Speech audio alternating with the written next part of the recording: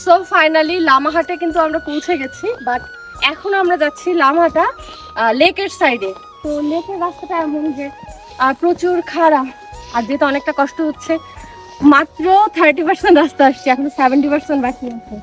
আর রাস্তাটাতে মানে খুব কষ্ট হচ্ছে আসলে, মানে একটু খাড়া টাইপের রাস্তা তো, কিন্তু পরিবেশটা জাস্ট ওয়াও।